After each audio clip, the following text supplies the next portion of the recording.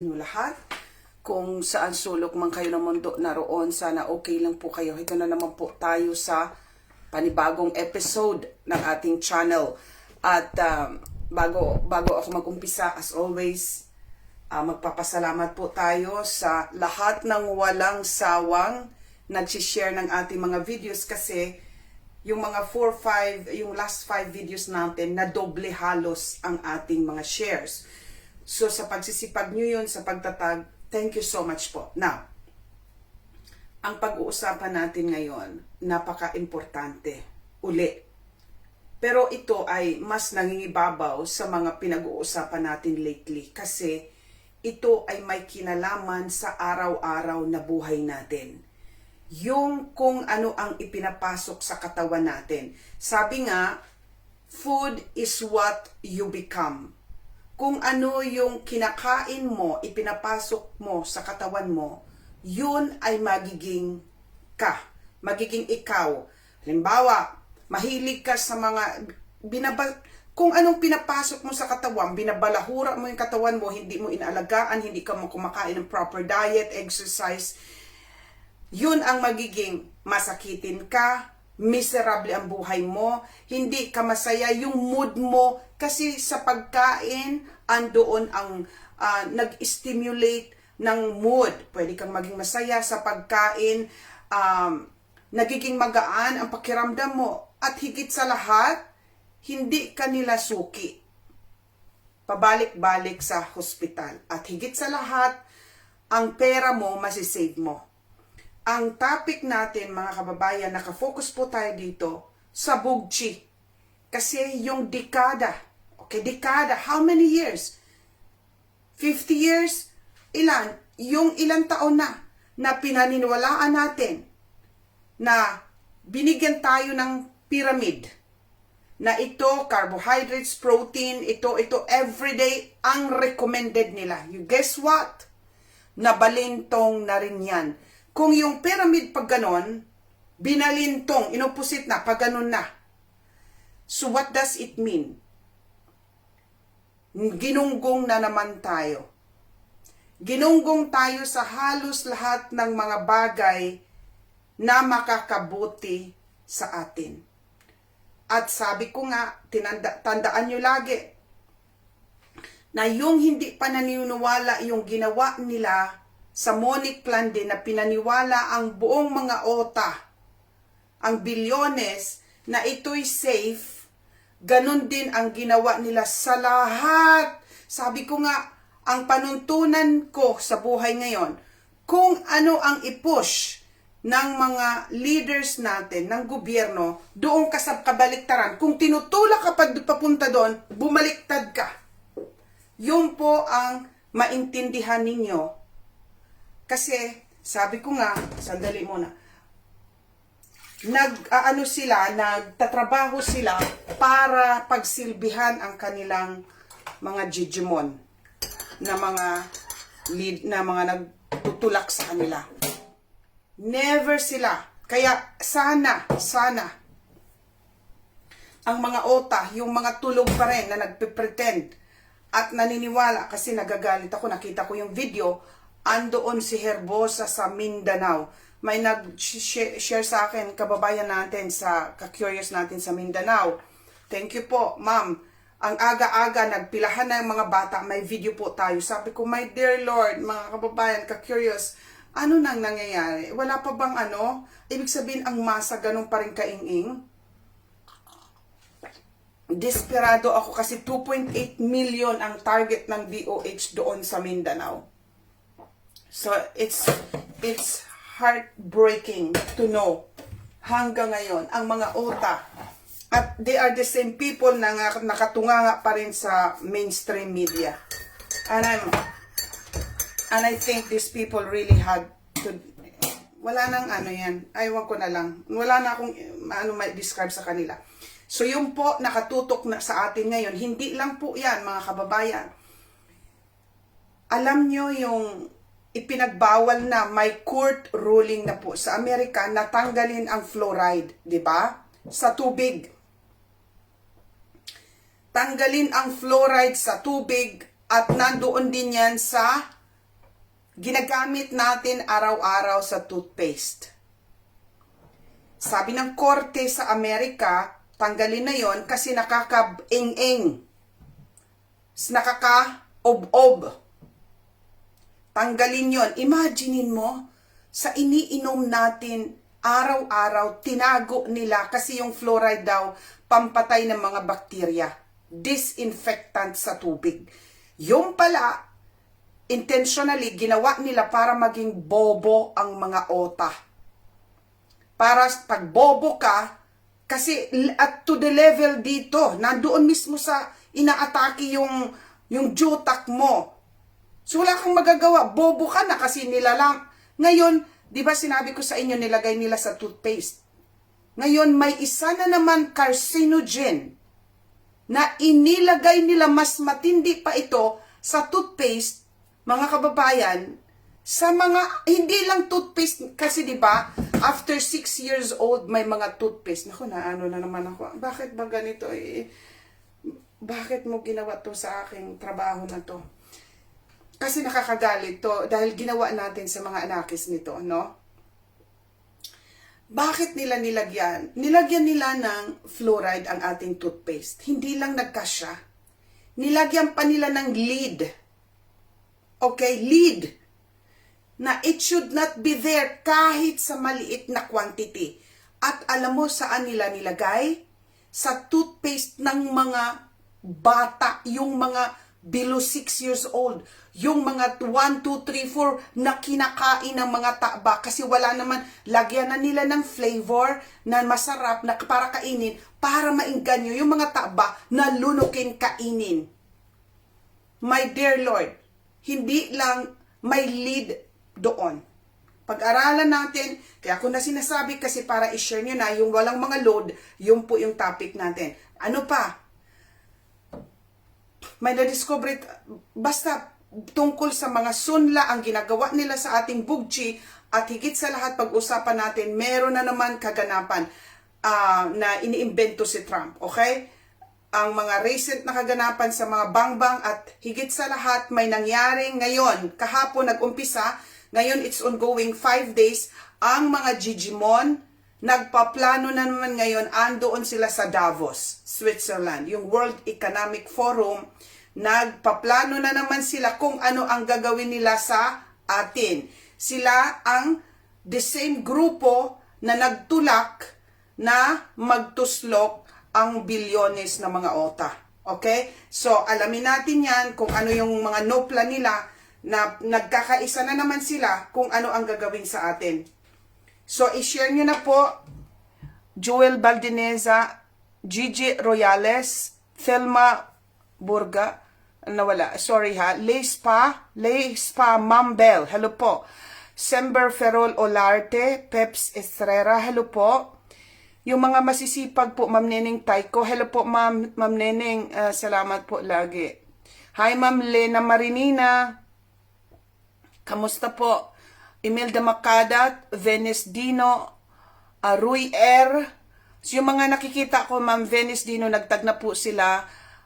Maraming salamat. Erning Dayapera, Raymond Antigua. Okay. Now, dive in na po tayo and welcome back to Lean Channel. Habang nagsasalita po tayo mga kababayan, pilitin nyo na po itag ng maagaw ng atensyon ang mga mahal ninyo sa buhay, lalo na yung mga may mga anakis, okay? Kung mahal ninyo talaga yung mga kababayan, mga kapatid ninyo, kamag-anak, kapitbahay, mga ka-eskwela, yung mga katrabaho ninyo, okay? I-share nyo na po dahil itong ibabalita natin araw-araw po ito nangyayari. Now, bago tayo pumunta, dito muna tayo kasi napaka-importante dahil nga ang daming mga haibo na po pwedeng maiwasan na mailagay sa panganib kung informed sila. Siguro yung effort natin mga kababayan kulang pa. Hindi ko nga alam, sabi ko, gusto ko nang hindi matulog kung 10 lang ang katawan ko, ginawa ko na to. Now, eto, FDA is now requiring vaccine manufacturers to add warning about an increased risk of febrile seizure in young children. Did you hear that well? Basahin muna natin Now, although millions of children were examined, this still only looked at ages 6 months to 4 years old and only 0 to 1 days post-shot. Meaning that they are missing a lot of data here. Itong sasabihin ko sa inyo. But this should at least be enough to tell you that informed consent has been non-existent and that moving forward, kayong mga nanay, you should always push and ask about potential risk and effects with all medical intervention. Now, may pag-aaral dito na yung flu, kasi flu season tayo ngayon, overwhelmed. Puno ang mga hospitals dito sa England. I'm not kidding. Marami ang nagkakakitsa. Huwag po kayong makotta kasi yun ang inaani na resulta nito. Huwag kayong magpalinlang, huwag makotta. Pero, tinatago nila sa sakit na flu.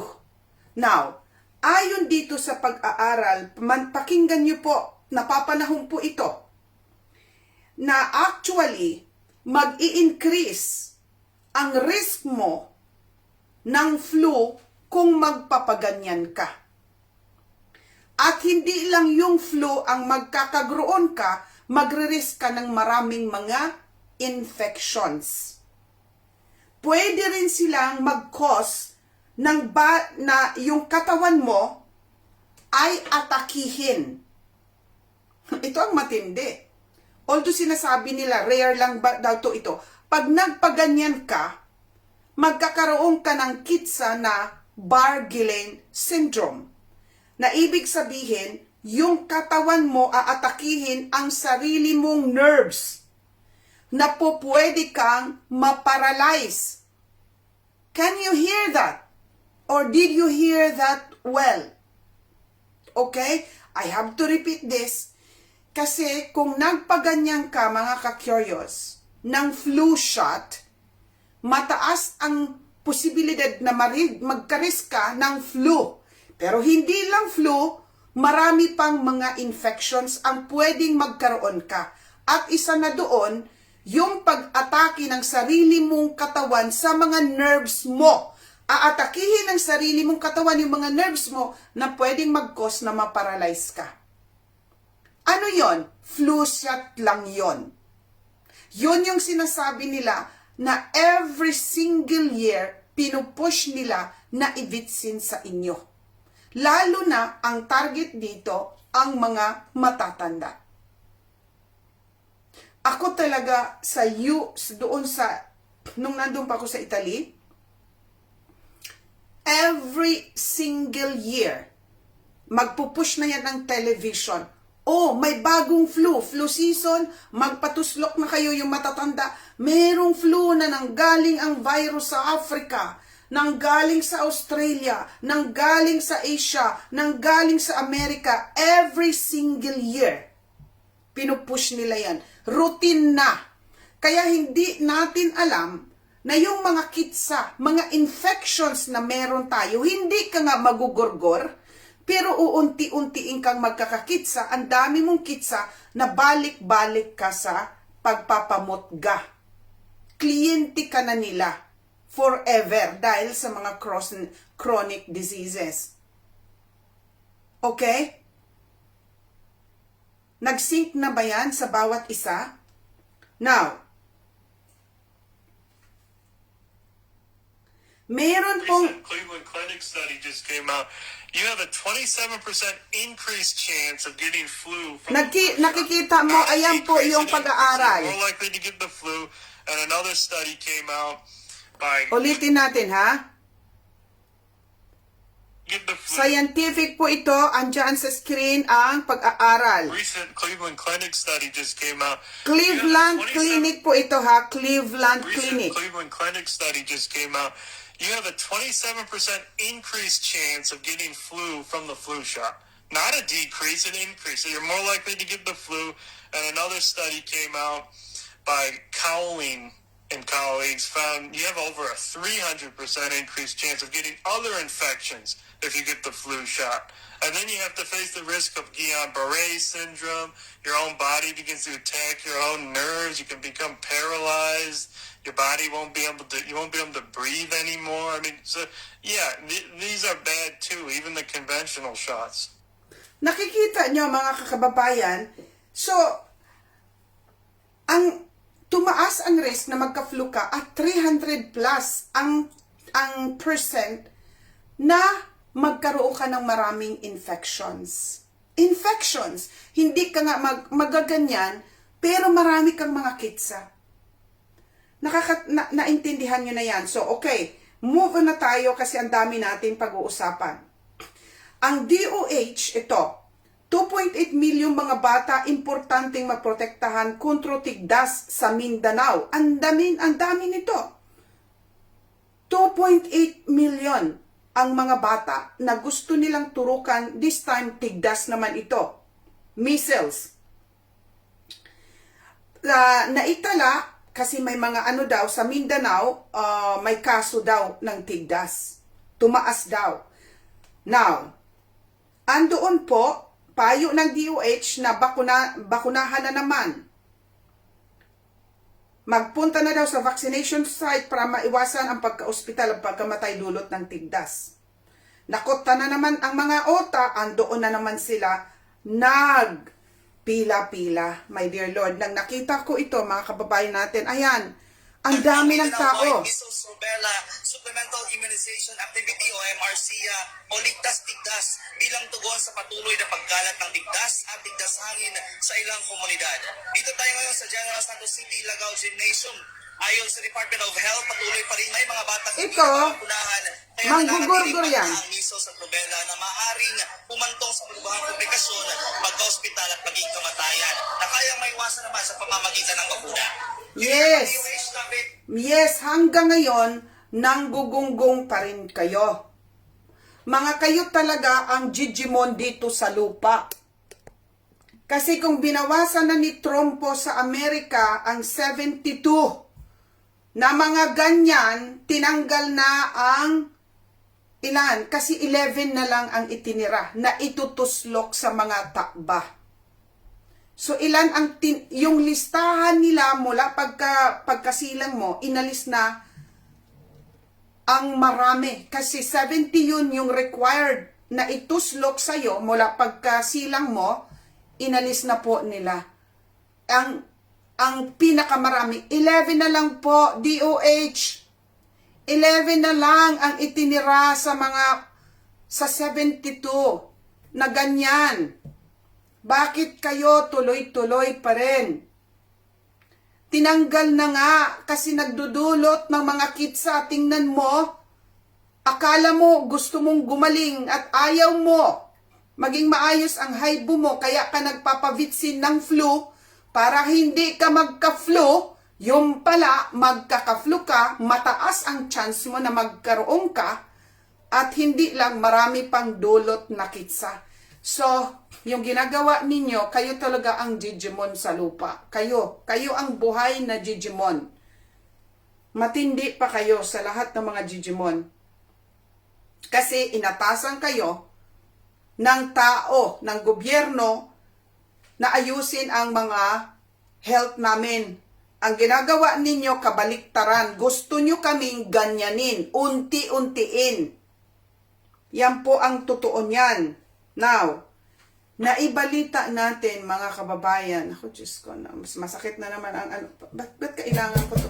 Kasi, kung pwede akong lumipad, pupunta doon sa Mindanao, habang nagtutuslukan ang mga ito, ginawa ko na, at siguro wala na yan dyan, siguro hinipan ko na, kung may power lang ako, si DOH Secretary, hinipan ko na yan, at napunta na doon sa ibang planeta.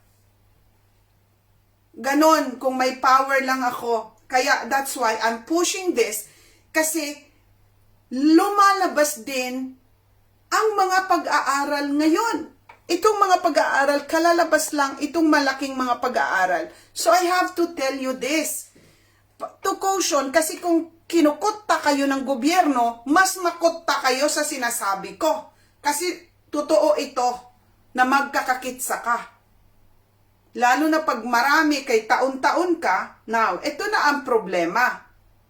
DOH, mga tordok, ito ang resulta ng gawa ninyo.